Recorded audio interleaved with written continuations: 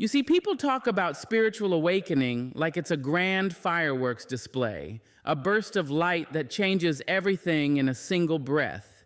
They tell you about the freedom, the clarity, the peace, but they rarely tell you about the quiet after the storm, when the colors fade, the thrill dims, and you wake up one day with no drive to chase, no hunger to climb, no spark to run toward anything. It can feel like you've lost yourself, like you've been emptied of ambition. And maybe that's why you're here, searching for an answer, wondering if you broke something inside your soul. I want you to stay with me until the end of this message, because what I'm about to share will not just explain why you feel this way, but show you how this space, this stillness, is not the end of your passion. It's the beginning of a deeper one. Before you awakened, life felt like a constant climb up a mountain you didn't choose but believed you had to conquer. Every step was driven by the weight of shoulds and musts.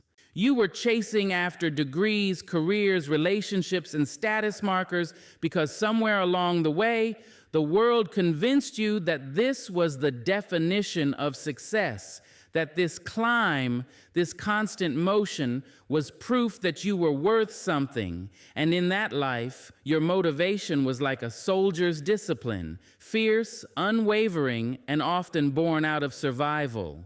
You got up not because your heart leapt at the dawn, but because you feared what would happen if you stopped. Bills had to be paid. Faces had to be pleased. Expectations had to be met. You moved because stillness felt dangerous. You achieved because failing meant you might lose the fragile respect you'd managed to gather. You lived in a rhythm of running, performing, achieving, never stopping to ask if any of it truly mattered to your soul. That version of you, the old self, had a map for life, but the map was drawn by other people's hands. Parents who wanted you safe, teachers who wanted you obedient, bosses who wanted you productive, society that wanted you to fit neatly into the machine, and you carried that map with pride, even though it led you into places that felt hollow and rooms where you couldn't breathe. Then came the awakening, not with a trumpet blast, but with a quiet knowing. Sometimes it came after heartbreak. Sometimes it came in the middle of ordinary life, when something inside whispered, "There must be more than this." And in that moment, your soul began to burn away the illusions. The masks started to slip. The need to impress began to crumble. The old ladder you had been climbing revealed itself to be leaning against a wall you no longer cared to scale. The applause you once longed for began to sound like static. And here's the part that no one prepares you for. When those illusions fall away, the drive that once pushed you forward falls away with them. Because the truth is, much of your old motivation was never truly yours. It was a byproduct of fear. Fear of being unseen, unloved, unworthy.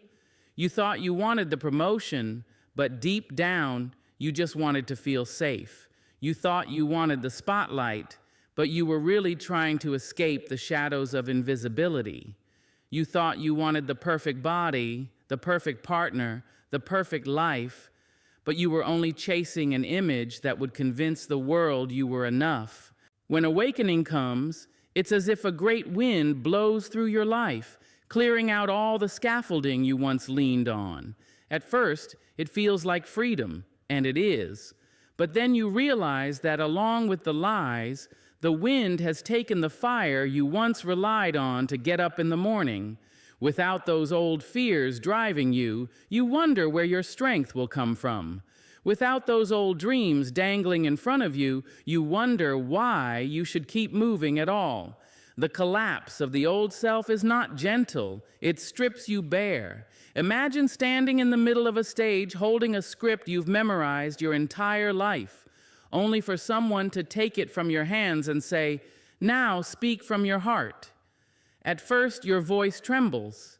Then you find you have nothing to say, because every word you thought you knew belonged to a role you no longer wish to play. You begin to look at your old life with a strange mix of love and grief. Love, because that old self was doing the best it could with what it knew. Grief, because you realize how much of your energy was spent chasing ghosts. You see the younger version of you running tirelessly, believing that if you just achieved enough, loved enough, sacrificed enough, you would finally feel whole, and your heart aches for that person because they never knew the truth, that wholeness was never something to earn. And so the old drive dies. The part of you that once sprang into action at the sound of a deadline or the lure of a compliment now feels unmoved. You no longer rush to prove yourself because there is no longer anyone to prove anything to. The audience is gone. The scoreboard is meaningless. And this is where the fear creeps in. You ask yourself, if I am no longer that person, then who am I? This collapse is the dismantling of every false foundation you've built. It is the tearing down of walls that once gave you identity, the dissolving of costumes you wore so long they felt like skin. You don't just lose motivation, you lose the entire scaffolding of meaning you once stood on. And the emptiness that remains is not comfortable, it's raw, vast, and uncharted. But that emptiness is also the truest space you have ever stood in. It's the clearing where something real can finally grow. Because when the old self falls, it takes with it the endless hustle for validation. It takes the desperate need to be more than you already are, and in its place, it leaves the quiet, trembling truth that you are enough without the climb, without the show, without the constant motion. This is why you have no motivation after a spiritual awakening. The engine that once drove you has been dismantled, and the fuel you once relied on, fear, ambition, external approval, has evaporated. You are no longer who you were, but you are not yet who you will become. And that space between identities feels like stillness, but it is really a rebuilding. The collapse of the old self is not the end of you. It's the unveiling. You are not losing your fire forever. You are losing the false flames, so that one day, when you burn again, it will be with a light that is entirely your own. There was a time when the world's promises tasted sweet on your tongue. The shine of a new car, the applause of a crowded room, the whisper of someone saying, "I wish I had your life." These things lit a fire inside you. You would wake up early and stay up late chasing the next achievement, the next possession, the next step that would prove to yourself and to others that you were moving upward. You measured worth by the glitter in your hands. You believed that more was the answer. More money, more recognition, more attention, more love. And like so many before you, you learned how to run toward those things with practiced precision. You dressed the part. You said the right words.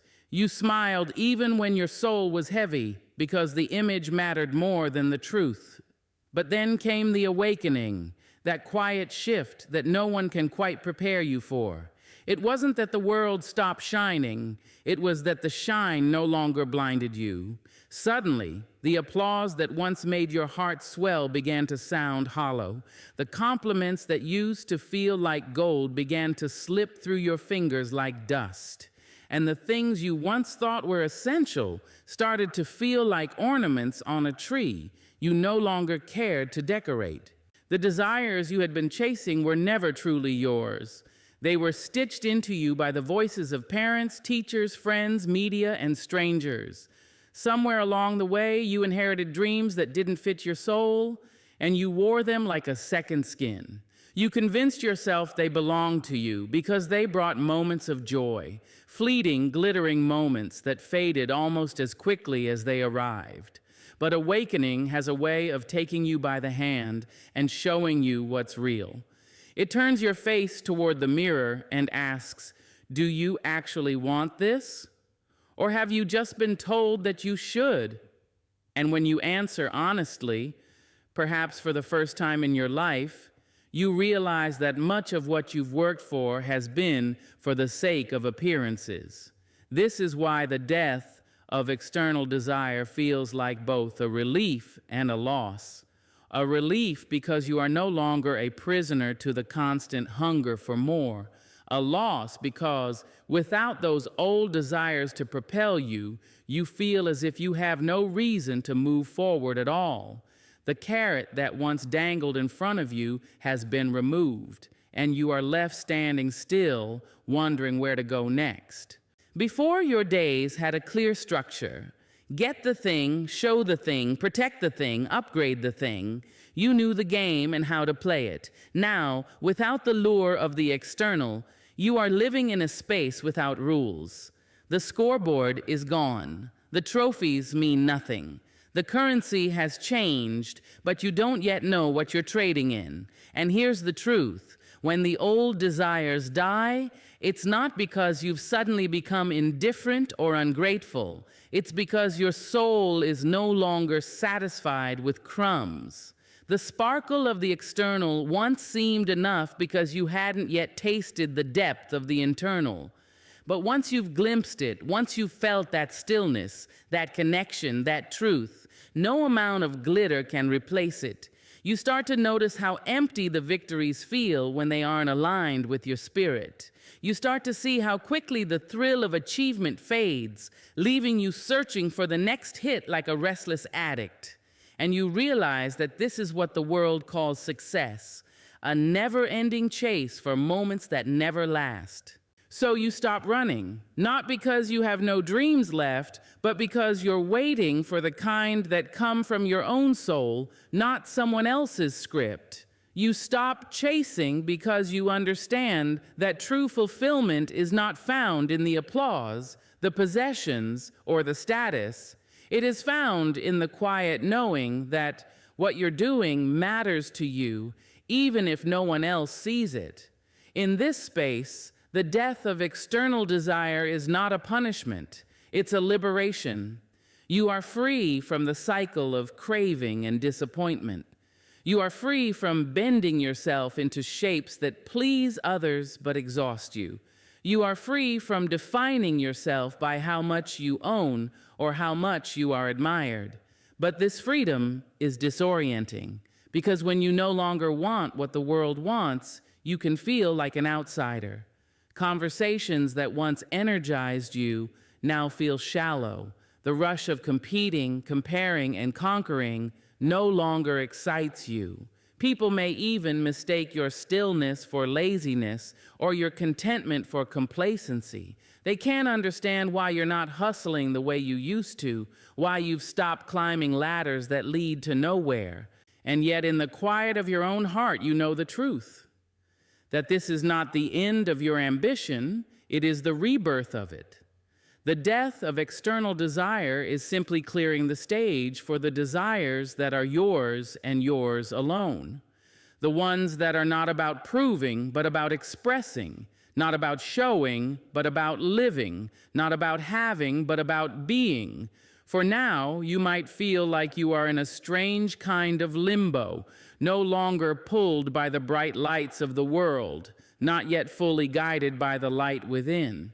It is a tender space, a vulnerable one, but it is also sacred, because here in the absence of those old cravings, you are free to hear the faint whisper of your true calling. You may not yet know what that calling is.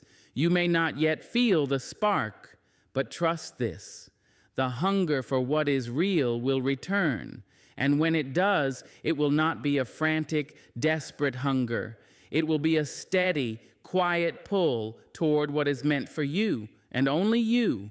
There comes a time after the rush of awakening when your spirit begins to whisper, "Stop running." At first, you resist it. You've lived your whole life in motion, always preparing for the next step, the next challenge, the next win. The idea of slowing down feels dangerous, even irresponsible. You have been taught to measure your worth by how much you do, how much you produce, how much you can show for your effort. But the pull toward stillness is unlike anything you felt before. It isn't laziness. It isn't apathy. It is a deep, almost magnetic invitation to rest. Not just your body, but your mind, your spirit, your very sense of identity.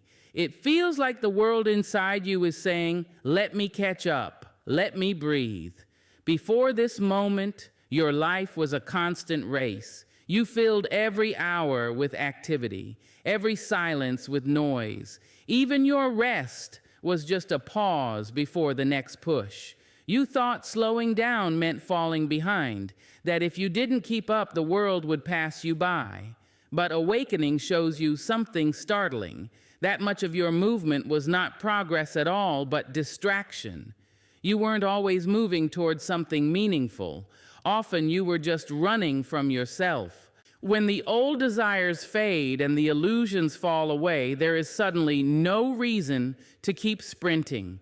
The deadlines lose their urgency. The competition loses its thrill, and you find yourself in a space where doing nothing feels like the most honest thing you can do. This stillness is not about giving up. It's about giving in to a new rhythm, one that aligns with the truth of who you are becoming. It's strange at first. The quiet feels heavy. You sit with yourself and realize how loud your inner world has been all along. Thoughts you've ignored begin to surface. Emotions you've pushed away finally knock on your door. In the past, you would have drowned them out with busyness. Now, there is nowhere to hide. The stillness holds you in place, forcing you to listen, and listening changes you. You start to hear the faint language of your own soul, the longings, the aches, the unspoken dreams that were buried beneath the noise. You begin to notice the small details of life that once blurred past you, the way sunlight rests on your hands in the morning, the sound of your breath when you're not rushing, the quiet hum of existence when you finally stop filling the air with plans. This pull toward stillness is a recalibration. You are learning to move not from habit, but from alignment. You are discovering that rushing is not the same as living, and that productivity is not the same as purpose. The world will still try to pull you back into its frantic pace. People will still ask, "What's next for you?" as if your worth depends on having a ready answer. But you are beginning to understand that there is a kind of wealth in having no answer, in allowing yourself to be, without needing to explain or justify it. Stillness is not comfortable for everyone. For many, it feels like failure. We have been conditioned to see rest as something you earn, not something you are inherently worthy of. So when the pull toward stillness arrives, part of you will fight it. You'll feel the itch to fill your days again, to stay busy so you can avoid the vulnerability of simply existing. But this is where the deepest work happens, in the discomfort of doing nothing, in the trust that even without constant effort, you are still becoming. There is a quiet courage in choosing to slow down when the world tells you to speed up. It is not the kind of courage that wins applause, because stillness is invisible to those who value only action. But it is the kind of courage that rebuilds you from the inside out. It is the courage to believe that your growth does not need to be visible to be real. And as you sink into this rhythm, something shifts. You begin to see that stillness is not empty. It is full of insight, full of healing, full of the parts of yourself you lost in the noise. You realize that your life has seasons, and you are in one that asks for quiet. The same way winter blankets the earth so spring can bloom, this stillness is your soul's winter, a season of rest, repair, and preparation. There will be days when you wonder if you'll ever feel the same drive again. You may look at others running toward their goals and feel a pang of doubt. But if you look deeper, you'll notice something important, that while they are running, you are rooting. While they are stretching outward, you are stretching inward. And the growth that happens beneath the surface is often the most powerful kind. Stillness is the space where clarity is born. The longer you sit in it, the more you realize that rushing often leads you in circles. In the quiet, you begin to see the straight lines, the truth of where you are and where you truly want to go. When you do move again, it will not be out of panic or pressure, but out of certainty. The pull toward stillness is not the end of your story. It is the chapter where you gather the strength for the pages ahead. It is the deep inhale before the next exhale. It is the pause in the music that makes the next note even more beautiful. And while others may not understand it, your soul knows exactly why you are here. It knows that sometimes the most powerful transformation happens when nothing seems to be happening at all.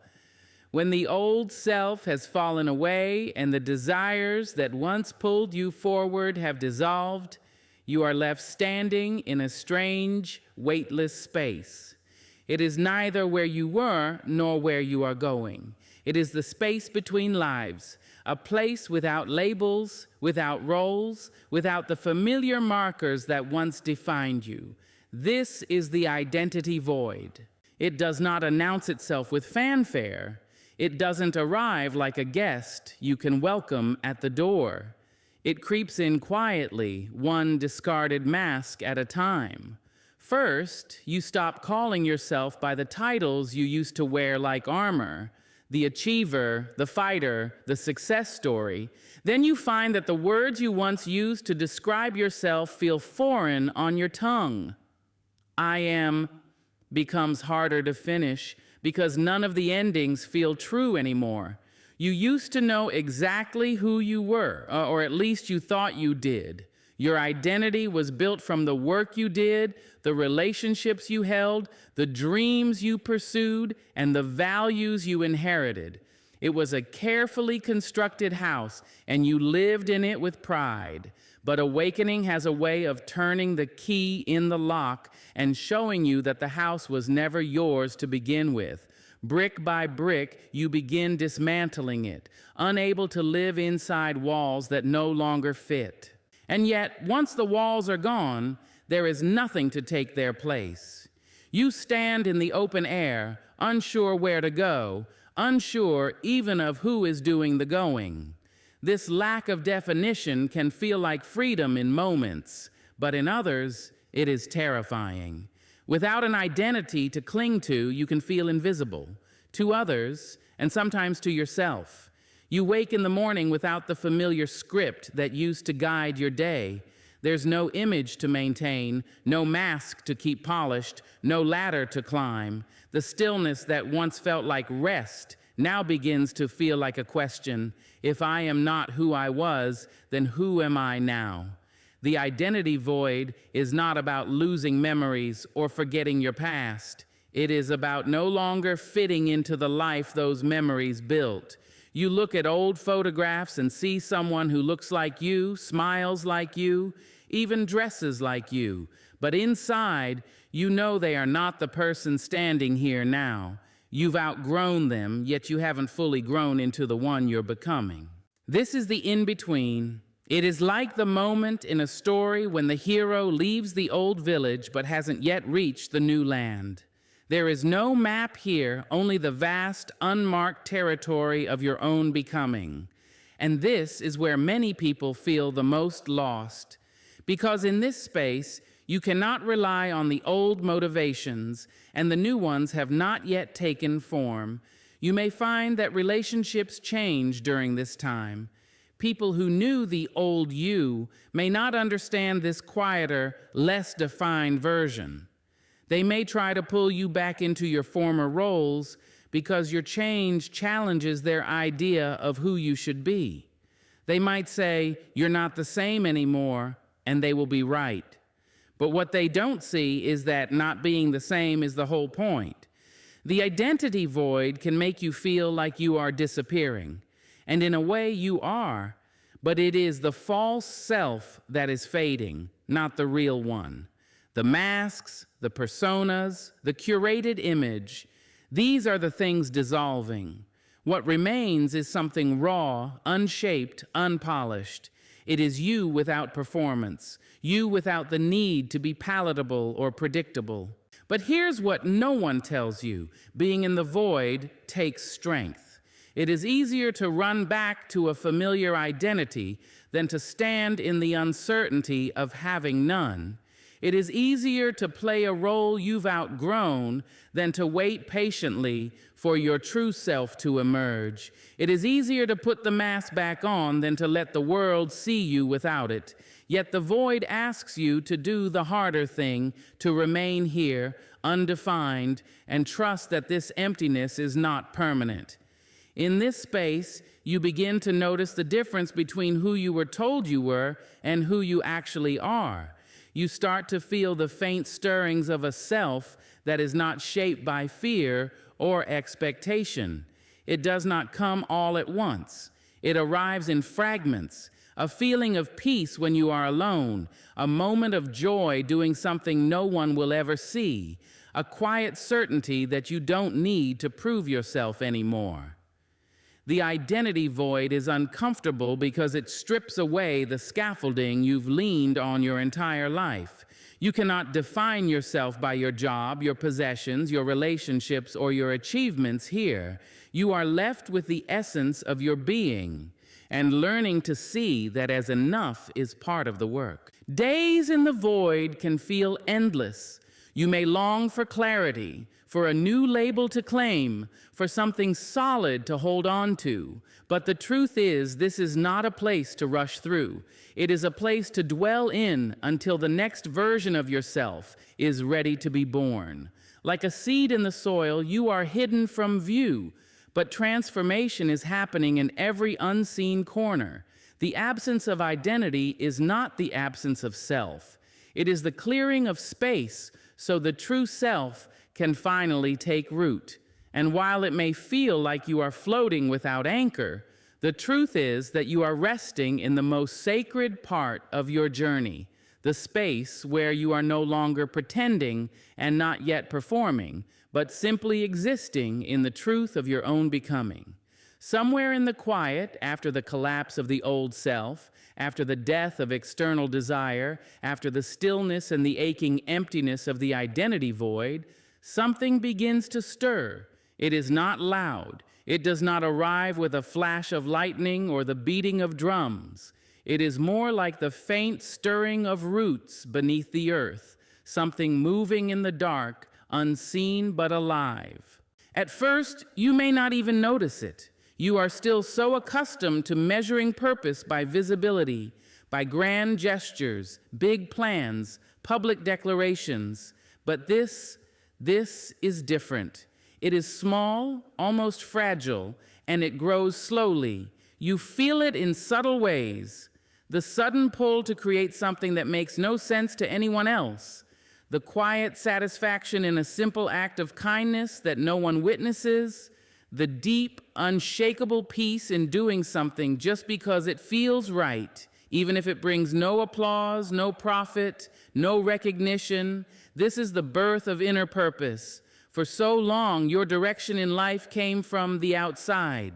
You were told what to value, what to work for, what to aspire to, and you listened because the voices were loud and constant. You were measured by your usefulness to others, by your ability to produce, by how closely you could match the images you saw on screens and in magazines.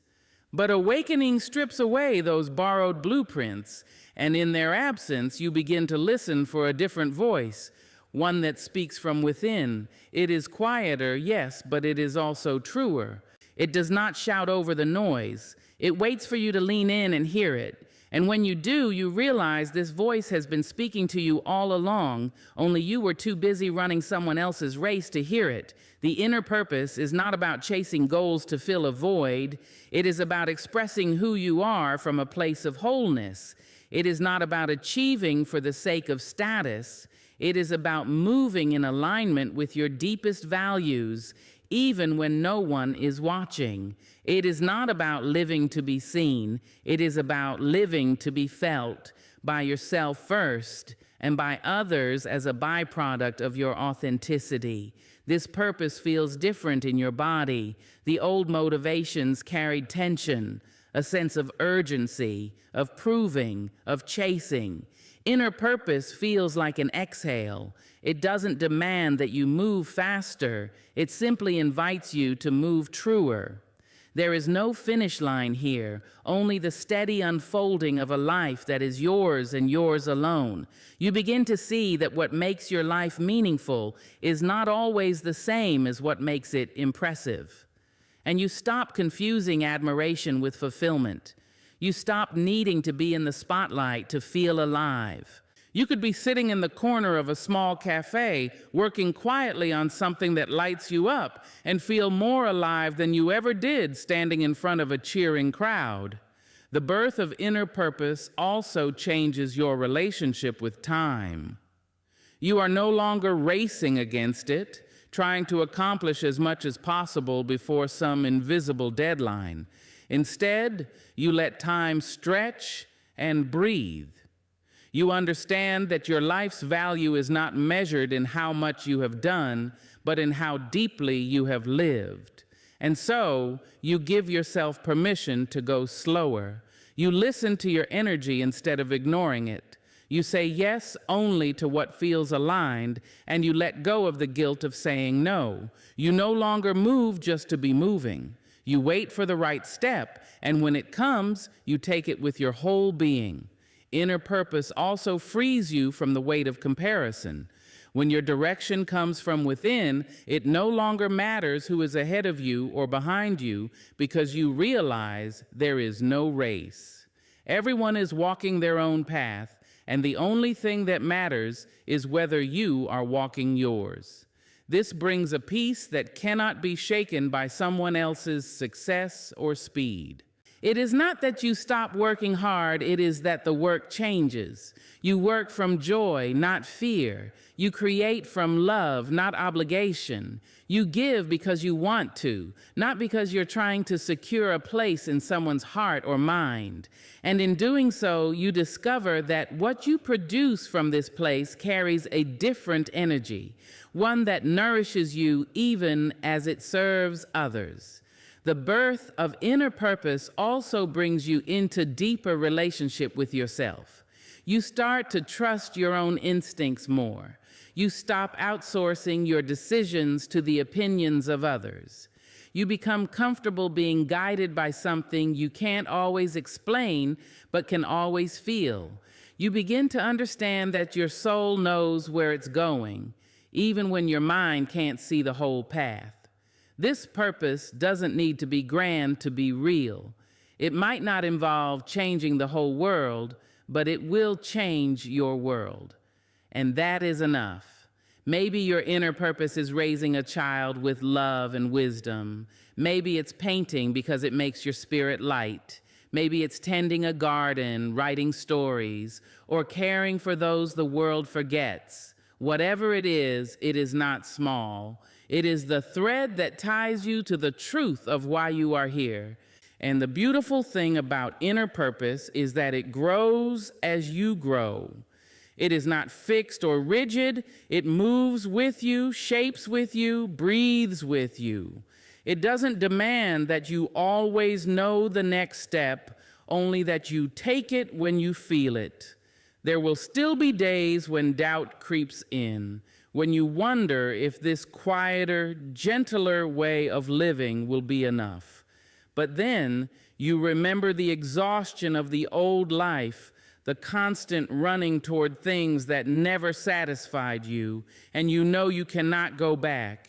You have tasted something purer now, the simple joy of living in alignment with yourself, and once you've tasted it, nothing else will do. This is the birth of inner purpose, a flame that doesn't burn out because it's not fueled by fear or by the need to be seen. It is sustained by truth, by love, by the deep knowing that you are walking the path you were meant to walk, no matter how quietly you walk it. And once that flame is lit, it will guide you through every shadow, every silence, every unknown road ahead. There comes a time in every journey when nothing seems to be moving, when life feels paused in a way that tests every part of your patience. You have done the work. You have planted the seeds. You have given all the effort you can give, yet the results are nowhere to be seen. The days blur into each other, and you begin to wonder if anything is happening at all. This is the dormant season, the quiet stretch when growth is hidden from the eye. It feels like stillness, but it is not emptiness. Something is happening beneath the surface, even if you can't yet name it. Nature has always known this truth. Winter is not a mistake. It is part of the cycle. The bare trees are not dead. They are gathering strength for spring. The frozen ground is not lifeless. It is protecting the roots, conserving the energy needed for what will come next. The darkness is not an absence of life, but a preparation for light. In the dormant season, you are being prepared too. You are not failing. You are not forgotten. You are not falling behind. You are simply in a chapter that requires quiet, patience, and trust. But trust is not always easy. The mind is restless. It craves visible progress, tangible proof. It whispers that stillness means stagnation, that rest means weakness, that waiting is wasted time. And so the temptation is to force movement, to dig up the seed to see if it's growing, to push yourself into action just so you can feel like you are doing something. But here's the truth. If you disturb the soil before it's time, you risk killing what is meant to bloom. Growth has its own rhythm, and you cannot rush it without harm. The dormant season asks you to believe without seeing, to hold on to faith when the evidence has yet to arrive, to trust that your inner work, your unseen healing, your quiet changes are shaping something powerful, even if the world does not yet reflect it. It is in these seasons that the deepest roots are formed. Roots are not beautiful to look at. They are not praised or displayed, but they are what anchor you when the storms come. They are what allow the bloom to last longer when it finally arrives.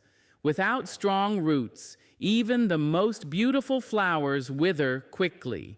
The dormant season is also a teacher in disguise. It teaches you to separate your worth from your productivity. It reminds you that you are valuable, not because of what you are producing or achieving in this moment, but because you are here, breathing, existing. You learn to rest without guilt, to care for yourself without apology, to be present without rushing towards some distant milestone. There is a quiet magic in this time if you are willing to see it. It is the magic of becoming without the pressure to perform. The magic of listening to yourself instead of the noise around you. The magic of discovering who you are when the world is not applauding, when no one is watching, when you have nothing to prove. In the dormant season, comparison loses its grip. You may see others blooming while you are still beneath the soil, and it may sting at first. But then you realize their season is not your season. Their timing is not your timing. What is meant for them will arrive when it's meant for them, just as what is meant for you will arrive exactly when it's meant for you. Patience becomes less of a chore and more of a practice. You learn to trust the cycles of your own life the way you trust the cycles of the moon or the tides. You understand that the pause is not punishment, it is protection. You are being shielded from what you are not yet ready to carry, and what is meant for you is being shaped so that it fits your life perfectly when it arrives. The dormant season is not passive, even if it feels like it. There is still work being done, but it is the invisible kind. It is the healing of wounds you thought had already closed. It is the building of inner resilience. It is the deepening of wisdom that can only be gained in the quiet. And here's the thing about dormant seasons. They never last forever. Just as winter eventually melts into spring, your stillness will eventually give way to movement. One day, without warning, you will notice a shift. The air will feel lighter. The energy will return. Opportunities will appear where there were none. The path ahead will begin to open, and you will move forward, not because you forced it, but because you were ready. When that day comes, you will look back and see that the season of waiting was not wasted after all. You will see how the quiet days prepared you, how the unseen growth made you stronger, how the absence of activity gave you space to hear your own voice more clearly. And perhaps most importantly, you will see that trusting the dormant season made you softer in some ways and stronger in others. You learned to stop clinging so tightly to control. You learned to surrender to life's natural flow. You learned that nothing good is lost in the waiting. It is only being transformed. So when you find yourself in a stretch of life where nothing seems to be happening, when the days feel slow and the nights feel long, remember this: growth is not always visible. The absence of motion does not mean the absence of progress. The roots are deepening. The soil is working. The future is quietly forming just beyond your sight. And one day the season will change. The first green shoots will appear. The air will carry the scent of new beginnings. The light will return, softer and warmer than before, and you will step into the next chapter, not the same as you were before, but fuller, steadier, and more ready than you ever imagined. So if you find yourself adrift after awakening, unable to summon the fire that once pushed you forward, do not mourn. Do not rush to reignite it. You are not broken. You are becoming. The river cannot roar at every bend. Sometimes it must pool quietly, gathering strength before it moves again. Your motivation will return, not as the desperate chase of the old life, but as the gentle, steady pull of a soul aligned with its truth. And when it comes, it will not just move your feet, it will carry your spirit.